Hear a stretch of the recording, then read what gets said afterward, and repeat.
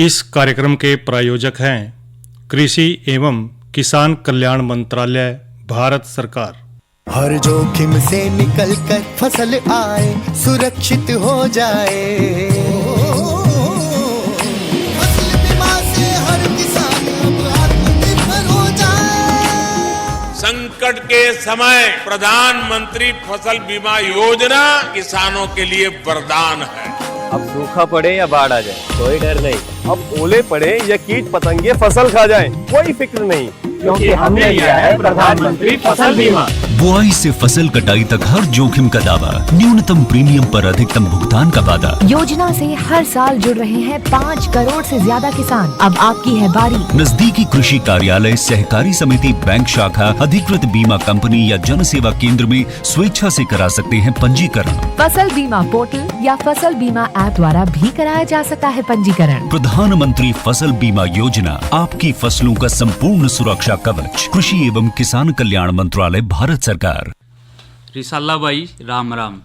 हरदीप भाई राम राम। कार्यक्रम किसान वाणी सुनिए, सब बाण भाइया ना हमारे दोनों की राम राम। हरदीप भाई। हाँ जी रिसाला भाई। बात न्यू है कि देखे हैं कई बार जो किसान भाई हैं या जो पशुपालक भाई हैं, जो पशु पाल रहे हैं, खास करके उनके बारे में बात कर रहे हैं। क्योंकि भाई जो पशु है कई बार देखा है कि बीमार हो जाए, और बीमारी के साथ साथ जिस तरह अपना ही देख लो, कई बार आप बीमार हो जाए सोचा है कि भाई के करा हमने तो फिर डॉक्टर पर जावा है। तो इसी करके जो है ना पशुओं का जो कोई बीमार हो जाए पशु, कई बातों का ध्यान रखना पड़ेगा। जो भी डेयरी फार्मिंग का काम कर रहे हैं या जो पशु पाल रहे हैं किसान भाई, तो इस करके हम कह रहे हैं कि भाई इन बातों का ध्यान रखें ताकि उनका जो पशु है एक तो रोग मुक्त रहे, और भाई रोग मुक्त रहेगा तो देखो तो दूध भी अच्छा देगा और किसान भाइयों का फायदा भी ज़्यादा रहेगा, क्योंकि भाई दूध पीवेंगे और मौज लेंगे, और फालतू होगा तो भाई बेच भी देंगे। तो इस करके भाई हम बात भी कर रहे हैं कि पशुओं में रोग नियंत्रण के सामान्य उपाय क्या हैं, इस बात ने लेकर चर्चा कर रहे हैं। तो हरदीप भाई बात न्यू है कि जो पशुपालक भाई हैं उनमें कई बार तो न्यू देखा है कि जो पशु है उसमें कई डाल के रोग फैल जाए। बिल्कुल। जब रोग फैल जाएंगे तो भाई कई बातों का ध्यान रखेंगे। और एक बात और है, क्योंकि जो पशु है बीमार, अगर हम उसना दूसरे पशुओं के गिल्ला रखेंगे तो भाई हो सके जो दूसरे पशु हैं वो भी बीमार हो सके है। तो इस करके जो है ना पशु को, ऐसा पशु जो बीमार हो रहा है उसको अलग बाड़े में बांधे, या भाई कोई दूसरी जगह है साफ सुथरी ओढ़ा बांध दे। तो हरदीप भाई बात न्यू है, जिस तरह के जो छोटे कटड़ू बछड़ू हैं उनको जो है ना थोड़ा सा ध्यान रखना पड़ा, क्योंकि जो छोटे कटड़ू बछड़ू हैं वो थोड़ी जो है ना बीमारी ने पकड़ ले हैं। और इस करके जो है ना जो बैड़ियाँ हैं या जोटियाँ हैं उनको अलग बाड़े में रखना बड़ा जरूरी हो जाए। या कई बार देखा है कि जो ब्याई हुए जो भैंस है या गाय हैं उनको भाई जो दूसरे पशु हैं उनसे अलग बांध दे, क्योंकि भाई हो सके या जो ब्याने वाला पशु है भाई हो सके उसका कोई टक्कर मार दे, या कोई कई बार तो नहीं देखा है कि जगह टक्कर मार दी समझो भी उसका किसान भाई का नुकसान होने की ज़्यादा जरूरत तो ज़्यादा हो जाएगा नुकसान, क्योंकि भाई जो है ना पशु हो सके वो बच्चे ने घेर भी दे। तो इस करके भाई हरदीप भाई हम तो न्यू कह रहे हैं कि ऐसी कौन सी बात है ताकि जो किसान भाई हैं अपने पशुओं का थोड़ा ठीक ठाक से उनका ध्यान रखें। जी रिसाला भाई, एक तो टेम पर अपने टीकाकरण भी करवाना जरूरी है। जी बिल्कुल सही कह रहे हरदीप भाई, क्योंकि कम से कम साल में 2 बार तो मुंह खोर का अपन है रोग बचाने खातर टिक्का लुआना जरूरी है। बिल्कुल। हर गेल की गेल अपन है गलगोटू का भी 2 बार लुआना जरूरी है। हाँ। क्योंकि ये दोनों संक्रामक रोग हैं और घना नुकसान पहुंचाते हैं डंगर ना टेम पे इनका देखभाल नहीं करा तो। जी बिल्कुल जी। एक बात और है हरदीप भाई, हाँ जी रिसाला जो भाई, बीमार पशु है ना उनको अलग करना बड़ा जरूरी हो जाए। जिक्र भी कर रहे हैं इसी बात का कि जब भी कोई ऐसा पशु समूह है जिसमें कोई रोग फैल रहा है या पशु को भाई चिकित्सा जांच करवानी बड़ी जरूरी हो जाए, ताकि जिन पशुओं में रोग के लक्षण दिखें तो उन पशुओं को तुरंत भाई जो है ना स्वस्थ है पशुओं से अलग कर दें। और भाई उनका जो है ना हम तो नहीं कहते रहे कई बार की भी जो रोगी पशु है उसको बाड़ा है या कोई फार्म है एक कोने में उनका स्थान बना दें भाई, और उस पशु को जो है ना 200 फुट की दूरी पर रखें, ताकि अगर कोई बीमारी है भी थोड़ा जो स्वस्थ पशु है उसका बचाव रह सके। और हरदीप भाई और कौन सी बात ध्यान रखनी पड़ेगी? पशु जो हैं जी उन्हें रोगाणु मुक्त करने खातर हाँ समय समय पे जो आवाज जड़ा बंद पशुशाला है जी बिल्कुल उसकी साफ सफाई भी करनी चाहिए, फिनाइल वगैरह तो धो देना चाहिए भाई, कीटाणु मर जा। जी बिल्कुल। फोड़ा फाड़ा हो गया गोबर सीतन खातर मुझे भी अपन साफ सुथरे रखने चाहिए। बिल्कुल। हाँ जी। और दीवार आप अपन सफेदी भी कर देनी चाहिए जो भीतरली दीवार है उन पे, और 3% गर्म सोडा पानी तक धो भी देना चाहिए। जी जी। एक बात और हरदीप भाई आपने जिक्र कराया कि पशु को भाई उसको अलग जो है ना रखना चाहिए। दूसरा भाई दीवारों पर जो है ना सफेदी कर दे, चुनना उसके अंदर हो सका तो भाई दाएं बाएं जो है ना घोल के उसके आसपास भी घेर दे तो भी काफ़ी हद तक जो है ना बचाव रख सके हैं। और इसके गिले गिले इस तरह के चुनने का जिक्र कर रहे हैं, अगर दीवार पर फर्श पर या दूसरे स्थान पर भाई चुनना जो है ना गिरते रहेंगे तो और छिड़कते रहेंगे तो रोगाणु मुक्त जो है ना होने की पूरी संभावना रहेगी। और इसके गिले गिले हरदीप भाई कैल्शियम क्लोराइड का भी प्रयोग कर सके हैं, जिस तरह के सफेद पाउडर के रूप में मिला है। 1 किलोग्राम कैल्शियम क्लोराइड को भाई 35 लीटर पानी में घोल कर अच्छी डाल उसको मिला कर और भाई फिर जो है ना रोगाणु नाशक आप उसको कर सके हैं जड़ा आप पशु बांध रहे हैं। इसके गिले गिले एक और भी साधारण सा चीज़ है, आप ले सका है, आम मिला है यह बात, यानी कि भाई जो कपड़ा धोने वाला सोडा है, गर्म पानी में सोडा घोल के फार्म के जो है ना बर्तन या जो यंत्र हैं उनके साथ साथ फर्श भी इससे धो सके हैं, तो यह भी बहुत बढ़िया काम करेगा। इसी के गिले हरदीप भाई जिस तरह के लाल दवाई है उसका प्रयोग भी आप कर सके हैं। जी लाल दवाई भी जी एक अच्छी रोगाणुनाशक दवाई है। जी बिल्कुल जी। हरदीप भाई ठीक कह रहे हैं, फार्मोलिन का प्रयोग आप कर सके हैं। इसका प्रयोग भाई पोटाशियम परमैंगनेट में मिलाकर कर सका अच्छी डाल। 15-20 मिलीलीटर फार्मोलिन को 15 ग्राम पोटाशियम परमैंगनेट में मिलाकर 1 घन मीटर पानी स्थान के लिए बहुत बढ़िया रहेगा। आपने धूमीकरण का भी जिक्र करा है, यह भी डेयरी फार्म में जो है परजीवी हैं जिस तरह है उनको भी ये खत्म कर सका है। इसके गिला गिला भाई आम बात है, आम फिनाइल का भी आप जो है ना प्रयोग कर सके हैं, फर्श धो सका है या जड़ा भी आप बांध रहे हैं। फिनाइल के साथ साथ भाई आप क्रीसोल है, डिटोल है, सेवलोन है, इस तरह के जो है ना आप लेकर ओडा की जो है ना सफाई अच्छी डाल कर सका है। और भाई जो बढ़िया साफ सफाई रखेंगे तो लाभकारी पशुपालन व्यवसाय जो है पशुओं का उत्तम स्वास्थ्य रहेगा। और इसके गिला गिला जो पशुओं का शरीर है भाई उनका जो आवास है, उनकी सफाई है, उनके ऊपर विशेष ध्यान देने की जरूरत है। कई बार देखा है कि पशु आहार और चिकित्सक का भी जरूरत पड़ा है, क्योंकि भाई इसके साथ साथ कई बार न्यू भी सोच दे रहे हैं कि भाई पशु आहार में के दें, अच्छा खाना दें पशुओं को भाई, ताकि जो पशु बीमार ना है। और भाई खुदा न खास्ता भाई कोई पशु मृत हो जाए, मर जाए भाई, तो उसका जो है ना दूर ले जाकर भाई उसको दाब दें, या भाई जिस तरह कई बार देखा है कि जो दाबने की बजाय न्यूए गिरते हैं, ताकि इससे क्या है कि भाई जो पशु है वो एक तो वहाँ पर बदबू फैलेगी, आने जाने वाले दिक्कत रहा है, तो भाई उसको अच्छी डाल दाब के उसके ऊपर आप चूना गिर दें, नमक गिर दें और भाई दबा दें, ताकि भाई उसको कुत्ते वगैरह भी जो है ना उसको ना निकाल सके। ये तो जिक्र करें हमने सामान्य जो उपाय हैं भाई रोग नियंत्रण के लिए पशुओं पर। और ये चर्चा कर लें यार भाई थोड़ी मौसम की जानकारी भाई यहाँ दे देने लगे याद, क्योंकि भाई मौसम जो है ना बदलाव करता रहा है, कभी भाई बारिश के लक्षण आ जाए, कभी मौसम साफ हो जाए। तो भाई अर्दीप भाई तो आज का अधिकतम तापमान बताएं। जी रिसाला भाई जो आज का ज़्यादा से ज़्यादा तापमान रहेगा 33 डिग्री, और जो कम से कम रहने की आशंका हुआ है रहेगा 28 डिग्री। और कल ना क्या रहेगा अर्दीप भाई? कल न रहेगा जी, ज़्यादा से ज़्यादा गर्मी होगी 36 डिग्री थी, और कम से कम रहेगा 30 डिग्री टेम्परेचर। तो अर्दीप भाई ये तो आपने मौसम की जानकारी हमारे जो किसान भाई हैं उनको दी। और भाई जो कल का कार्यक्रम रहेगा हमारा कार्यक्रम, उसमें हम चर्चा करेंगे फलदार वृक्षों में संतुलित खाद और उर्वरक प्रबंधन पर, और इसके साथ साथ भाई नई फसल नई उमंग में बात करेंगे कुआर की बिजाई पर। और भाई जानकारी देंगे भाई है ना बढ़िया प्राकृतिक खेती पे, बीजामृत बनाने की विधि और उसके उपयोग पर। तो अर्दीप भाई किसान भाई जो है ना बाट भी देख दे रहे हैं कि भाई मनोरंजन नहीं हो रहा है, तो पहला सुना दे भाई है ना ये रागनी, और भाई फिर करेंगे चर्चा। और चित्र पकड़न खातर मेरा मान बह गया, धोती तितर ले जे खड़ा मैं नंगा रह गया। चित्र पकड़न खातर मेरा मान बह गया, धोती तितर ले जे खड़ा मैं नंगा रह गया।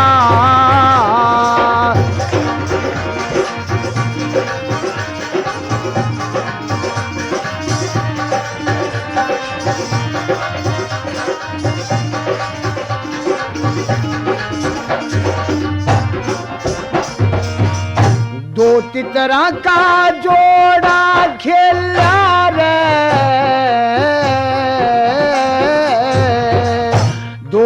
11 का जोड़ा खेला आन मैदान में मैं पकड़न खतर बढ़ गया था दे ज्ञान में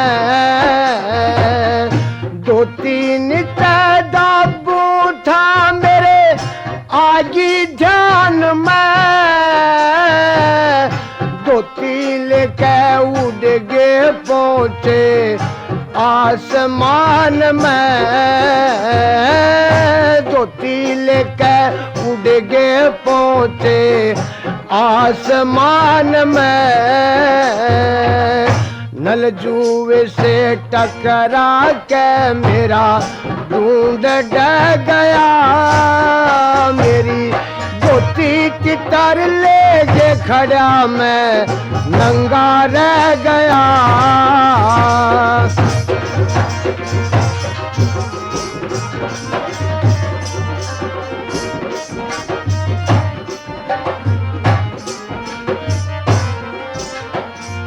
हिमालय पर्वत पैरानी बर्फ पिघलती है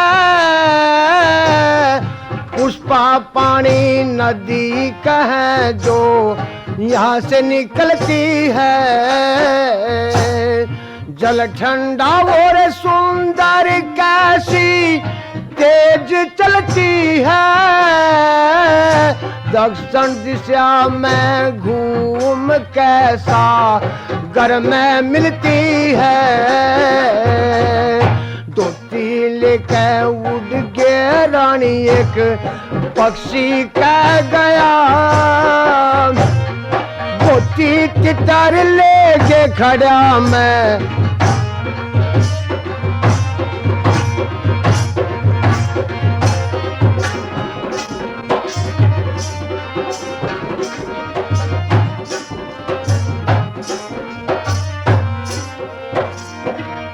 जितनी विपदा दे राम रे जितनी विपदा दे राम ने शीश धर लूंगा चारों दिशा का रास्ता मैं क्यों कर फिर लूंगा जे नर नारी देख ले कोई मैं शर्म में मर लूंगा मन आधी साड़ी दे देते मैं पर्दा कर लूंगा आधी साड़ी दे देते मैं पर्दा कर लूंगा राऊ के तू राऊ के तू चढ़ा सनी खड़ा चांद गया मेरी गोती तितर ले के खड़ा मैं नंगा रह गया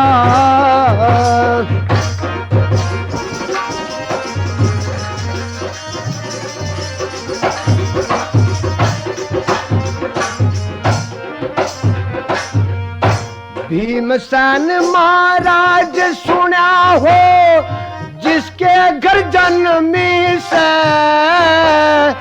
मम्मा तेरा सुदामा सत्या वादी नमी से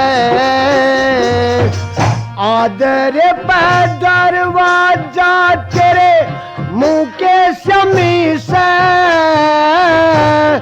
हमने कह दी बात वो तोले सबने मनी से धनपत सिंह समझनिया तोई सारा ले गया मेरी गोती तितर ले के खड़ा मैं नंगा रह गया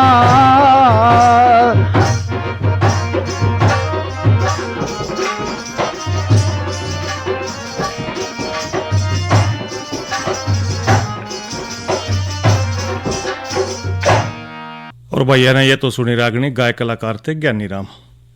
और भाई ये बात करेंगे अर्दी भाई क्योंकि देखिए मशीनी युग आ रहा है और समय समय पर सरकार भी चाह है कि भाई जो है ना किसानों को कुछ ऐसे यंत्र दें ताकि उनका जो खेती किसानी है, खेती करना है, कम से कम जो है ना समय भी लगे और भाई कम मेहनत करनी पड़े और कम पैसे लगे और खेती बड़ी हो जाए। तो भाई आज भी हम बात कर रहे हैं कि भाई खेती के में मशीनीकरण योजना के है। भाई सरकार जो है ना किसानों को कई तरह के फायदे पहुंचाने लग रही है और इस तरह की मशीना के ऊपर सब्सिडी दे है ताकि किसानों को जो है ना ज़्यादा फायदा हो सके। और कृषि यंत्र पर सरकार भी भाई श्रेणी के अनुसार 40 से लेकर 80% तक अनुदान दे है। ट्रैक्टर चालित या भाई जो दूसरे आधुनिक कृषि यंत्र हैं उनके बारे में भी जो है ना सरकार सहायता देने की पूरी कोशिश करा है। या भाई फसल अवशेष के जो प्रबंधन के जो यंत्र हैं उनमें भी अर्दी भाई सरकार चाह है कि भाई उस पर भी सब्सिडी दें।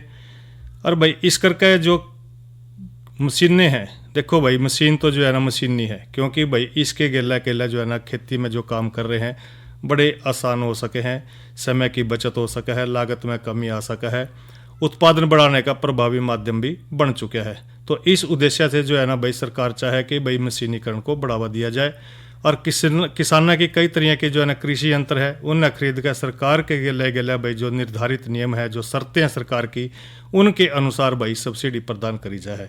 और इस योजना का उद्देश्य भी यही है कि जो छोटे किसान हैं, सीमांत किसान हैं, आधुनिक कृषि यंत्र पर भाई उपयोग कर सकें और खेती को ज़्यादा से ज़्यादा भाई लाभदायक बना सकें। तो अर्दे भाई यह तो अपन चर्चा कर ली कि भी जो कृषि मशीनीकरण योजना के ऊपर। और भाई आज की नसीहत में भी बात करेंगे भाई जो है ना घिया की वैज्ञानिक विधि तक खेती किस तरह करनी है। भाई सारे जाना है, सारे भाई अर्दी भाई बात न्यू है, आप भी जो है देखा है कई बार जो है ना सोचें कि भाई आज तो घिया के पकोड़े बना ले, घिया का रायता बना ले, घिया की सब्जी बना ले, क्योंकि भी जो घिया है ना उसका कई तरह जो है ना हम प्रयोग कर सका है। तो क्योंकि भी जो घिया की जो फसल है एक कद्दू वर्गीय फसल है सब्जी के रूप में, तो भाई जो इसके जो मुलायम फल हैं उनमें प्रोटीन है, कार्बोहाइड्रेट है, खाद्य रेशा है या खनिज लवण है, पूरे भाई भरपूर मात्रा में इसमें पाए जाए हैं। और कई ग्राम भाई कई नाम तो जाना है, जिस तरह के आप तो इन्हें घिया भी कहते हैं, कुछ लोग इसने लौकी भी कहते हैं, बड़ी सुपाच्य है। और भाई कई बार तो जो है ना रोगियों के जो है ना लौकी की जो सब्जी है, घिया की जो सब्जी है ज़्यादा से ज़्यादा खाने की बताओ है। डॉक्टर भी यही सलाह दे हैं कि भाई कोई बीमारी हो जाए तो कई बार लौकी की सब्जी, घिया की सब्जी बढ़िया रहे उनके लिए। तो भाई उन्नत किस्म का जिक्र करें हरदीप भाई तो एक तो पूसा समर प्रोलिफिक लौंग है, नाम तो ही पता है कि लौंग भाई लंबी किस्म है। यह किस्म गर्मी और बरसात दोनों मौसम में उगाने के लिए बहुत बढ़िया रहेगी। और इस किस्म में जो फल है काफ़ी संख्या में लगा है और बेलों की जो बढ़वार है हरदीप भाई काफ़ी हो जाए तो कच्चे फल की लंबाई लगभग 40 से लेकर 50 सेंटीमीटर। और भाई फलों का जो रंग का जिक्र करें तो भाई हल्का हरा रहा है और इसकी औसत पैदावार भाई 56 से लेकर 60 क्विंटल प्रति एकड़ में तैयो निकल जा है। इसी तरह हरदीप भाई आप कह रहे थे एक और किस्म बता रहे थे आप जी। एक किस्म है जी पूसा समर प्रोलिफिक राउंड, जो या किस्म है जी या गर्मी में और बरसात दोनों मौसम में पा ला सका। हाँ बिल्कुल। और जो इसका कच्चा फल है वो 15 से 18 सेंटीमीटर घेरे के गोल व हरे रंग के हुए हैं जी। हरदीप भाई जिसने आपने कहा था ना भैया तो गोल घिया उसका जिक्र कर रहे हैं आप जी। बिल्कुल हाँ। घिया इसार के क्या है? घिया इसार 22 या का है जी। यह किस्म गर्मी में बरसात में उगाने के लिए बढ़िया रहो है जी। और जो यह किस्म है बेलों की बढ़वार अच्छी हो है जी। जी बिल्कुल। हाँ जी। और साथ की साथ उन पर फल भी ज्यादा मात्रा में लगे जी। अच्छा। हाँ जी। और जो कच्चे खाने योग्य हल्के हरे फल हैं जी उनकी लंबाई भी लगभग ज्यादा हो जाए जी, 30 सेंटीमीटर तक पहुंच जाए जी। जी बिल्कुल। और जो इसकी औसत जो पैदावार है जी वो 100 से 120 क्विंटल हो जाए जी प्रति एकड़ में जी। जी बिल्कुल। एक और जिक्र कर रहे हैं इसार घिया शंकर 35 का भी जिक्र कर रहे थे आप। हाँ जी। यह भी एक संकरे किस्म की है जी। जो इसके फल हैं जी जो अपनी घिया व बेलनाकार लग गए हैं जी। जी बिल्कुल। जो बेल पे ज्यादा मात्रा में लगे हैं जी, टंगीरे हुए जी, अच्छी लदी रहे हैं। बिल्कुल सही कह रहे हैं जी। और इसने भी आप दोनों उसमें लाश कहाँ जी, चाहे गर्मी में ला ले और चाहे बरसात के बारिश के मौसम में ला ले। बिल्कुल। और खाने योग्य तो है जी घिया और जो इसकी औसत लंबाई है जी या भी 25-30 सेंटीमीटर ती हो जा है। और जो इसकी पैदावार है जी वह 120 से 140 क्विंटल रो है जी प्रति एकड़। जी बिल्कुल। अर्दी भाई अगर आप इसके खेत की तैयारी का जिक्र करें तो भाई वैसे तो कह रहेगी है कि फसल सारी जमीन में ले सका है। कई बार देखा है आप खेत के साथ साथ भी जिस तरह गर्मी के मौसम में अर्दी भाई हमने न्यू भी देखा है कि आपने बटोड़े के ऊपर भी घिया ला रखी थी। हाँ जी वो भी मैंने देखी आपका लग रही थी यार कूपा भी चढ़ा रखी। तो इस करके भाई जो है ना जमीन कई तरह की जमीन में यह हो सका है। और भाई खास बात यह है कि भाई जल निकासी वाली जमीन बलुई दोमट मिट्टी में इसकी पैदावार अच्छी ले सको हो। और भाई ऐसी जमीन जिसका पीएच मान भाई उदासीन होना चाहिए, यानी कि अक्षारिया अर्थात या 6 से लेकर भाई 7 के बीच में होना चाहिए इसका। और बिजाई 3 से 4 सप्ताह पहले भाई गोबर की जो गली सड़ी खाद अर्दी भाई खेत में अच्छी डाल मिला दें और 3-4 बार इसको जो है ना जुताई करके फिर उस पर सुहागा लगा के फिर बिजाई कर सका है। और भाई ऐसे मौसम में देखा अर्दी भाई तो कई तरह बिल्कुल तंता रहा है घिया की बेल लाने का, क्योंकि जून जुलाई का जो महीना है बिजाई के लिए बहुत बढ़िया रहा है। और भाई घिया के बीज की बिजाई के लिए अगर आपने बीजनी है तो भाई 1.5 से 2 किलोग्राम बीज इसके लिए बहुत रहेगा। और अर्दी भाई एक बात और है जी, इसमें जो है ना बिजाई की विधि तो नहीं रहा है कि भाई जो घिया के बीज है उनको थोड़ी सी उठी हुई जो क्यारियाँ हैं नालियाँ के किनारे पर बीज की जो है ना बीज बोना है, जिसकी चौड़ाई 2 से 3 मीटर, लंबाई भाई सुविधा के अनुसार रखनी है आपने। 2-3 बीज एक जगह पर 3-4 सेंटीमीटर की दूरी पर बो दें। और भाई पौधे जब 2 से 3 निकल जाएं तो भाई उनमें कई तरह अच्छा स्वस्थ पौधा रख के बाकी ना निकाल दें। और पानी का जिक्र करें तो भाई बिजाई जो है ना 72 में करनी है आपने। अगर बिजाई सूखे में करी है तो तुरंत ही भाई थोड़ा पानी उसमें लगा देना चाहिए। और भाई खरपतवार नियंत्रण है उसका भी आपने ध्यान रखना है, क्योंकि भाई जो दोनों ऋतुओं में जिक्र कर रहे थे सिंचाई के बाद खेत में काफ़ी मात्रा में जो खरपतवार जो पैदा हो जाए तो उनके नियंत्रण के लिए भाई 1-2 बार गुड़ाई कर दें, जरूरत पड़े तो भाई फिर कर दें। और फलों की तोड़ाई भाई आपने जो है ना जब कच्चे फल हो हैं उस अवस्था में आपने इनको तोड़ना है, क्योंकि भाई पके आप घिया मंडी में लेकर जाओगे अर्दी भाई कोई रेट नहीं लेगा, उन्हें मोल नहीं लेना है, कोई घर वापस लेनी पड़ेगी भाई फिर। इस करके भाई जब भी आप देखा है तो उसका एक तो वजन के अनुसार भाई और बढ़िया कच्ची हरे रंग की घिया आपने मंडी में लेकर जानी है। तो ये तो बात करिए हमने भाई घिया की काश्त पे। अर्दी भाई जी एक जिक्र और करेंगे थोड़ा सा, क्योंकि भाई हरी खाद का जिक्र भी आप समय समय पर करते रहे, क्योंकि हरी खाद यानी कि भाई जो हरी खाद है उसके लिए भाई कुछ कोई एक ऐसी फसलें हैं यानी कि भाई जिनको हम खेत में हरे के रूप में ही बांधे हैं जी। उसने कह दें भाई हरी खाद। और क्योंकि हम जो है ना खेत के में भी लगातार भाई मिट्टी में जैविक कार्बन या जो दूसरे पोषक तत्व हैं उनकी कई बार कमी हमने खल दी रहा है कि भाई ईब के करें। तो इस करके भाई हम तो नहीं कहें कि जो रासायनिक उर्वरा मिट्टी है उनमें पौधे के लिए जरूरी पोषक तत्वों की कमी तो पूरी करा है, पर इसके गेला जैविक खाद का प्रयोग भी बढ़िया रहेगा, क्योंकि मिट्टी के में जो भौतिक दशा है भाई उसका भी सुधार करना है। और इस तरह जो है ना जैविक खाद जिस तरह के गोबर की खाद है अर्दी भाई केचुए की खाद है, कंपोस्ट खाद है या भाई मिट्टी में मिलाई जा सका है और इनकी गुणवत्ता के आधार पर भाई इसके फायदे ले सका है। और भाई फिर जो है ना फसल अच्छी भी मिलेगी और फसल के गिला भाई फल भी मिलेगा। तो इस करके भाई जब जैविक खाद के प्रयोग के बिना टिकाऊ खेती की कल्पना करना बड़ा संभव नहीं हो सका है, तो भाई हरी खाद का जिक्र करते रहे हैं कई बार। तो लगभग जो है 30-40 दिन के बाद जब हम हरी खाद मिलावेंगे तो भाई कई बार तुम देखा है कि अगर वो 30-40 दिन से ज़्यादा की हो जाएगी तो भाई वो पक जाएगी, यानी कि कई जिस तरह की जो ढैंचा है, मूंग है, उड़द है, कई बार तो बरसीम भी जो है ना हरी खाद के रूप में हम इसको ले सका है। तो भाई जब पक गई तो भाई देखो उसमें मिट्टी मिलाना बड़ा मुश्किल हो जाए। तो हम तो ये कहें कि भाई जब आपने खेत में हरी खाद बो रखी है, ढैंचा बो रखा है, मूंग उड़द बो रखे हैं, तो जब भी भाई वो नरम अवस्था में आपने खेत में उनको बाना है, मिलाना है मिट्टी में। तो हरी खाद के भाई फायदे भी बहुत रहे हैं, क्योंकि भाई एक तो मिट्टी की जो भौतिक दशा है अर्दी भाई वो सुधर दी रहा है। दूसरी बात यह है जल धारण करने की जो ताकत है ज़मीन की वो भी बढ़ जा है। और मिट्टी और फसलों का जो नत्रजन है, जो दूसरे पोषक तत्व हैं वो भी मिल जाएंगे। तो इस करके जो है ना पौधे की जड़ों का फैलाव ज़्यादा रहेगा। हरी खाद के लिए भाई उगाई हुई फसल की जड़ों में ग्रंथियाँ हों छोटी छोटी, जो वायुमंडल में जो नत्रजन है उसको मिट्टी में इकट्ठा कर दे रहे हैं और जो कि फसलों के काम आवा है। तो हरी खाद के लिए भाई जो फसलें हैं, हरी खाद में जो फसलें अपना लेनी है, एक तो फसलों में जो सिंचाई की कम जरूरत होनी चाहिए ऐसी लेनी है। फसलों की जड़ें गहरी नहीं होनी चाहिए। दूसरी बात यह है कि जो मिट्टी के जो भुरभुरापन है उसको बढ़ाने के लिए पोषक तत्वों का जो ऊपरी वाली जो परत है उसके ऊपर इकट्ठा कर सका है। तो इस करके भाई ज़्यादा से ज़्यादा अधिक जीवांश पदार्थ उसमें मिट्टी में मिलाना है और फसलों का उत्पादन पर खर्च भी कम होगा। और जिस तरह के जिक्र भी कर दिया हमने कि जो दाल वाली फसलें ज़्यादातर मूंग, उड़द, ग्वार, लोबिया, ढैंचा हरी खाद के रूप में इनका प्रयोग आप कर सका है।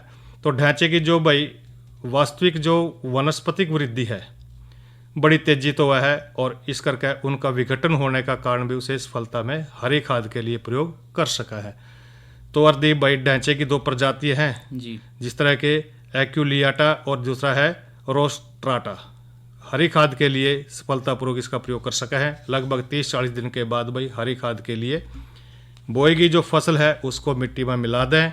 अगर देर तक मिट्टी में मिलावेंगे तो भाई पौधे का तना या अन्य हिस्से सख्त होंगे तो उनका कई तरह विघटन आसानी से नहीं होगा, यानी कि वो ज़मीन में भाई आसानी से नहीं मिल सकेंगे। अगर भाई ऐसी खेत में दिक्कत आवे तो खेत में भाई 10-15 किलोग्राम यूरिया का छिड़काव कर दें जिससे वो जल्दी से जल्दी भाई गल सका है।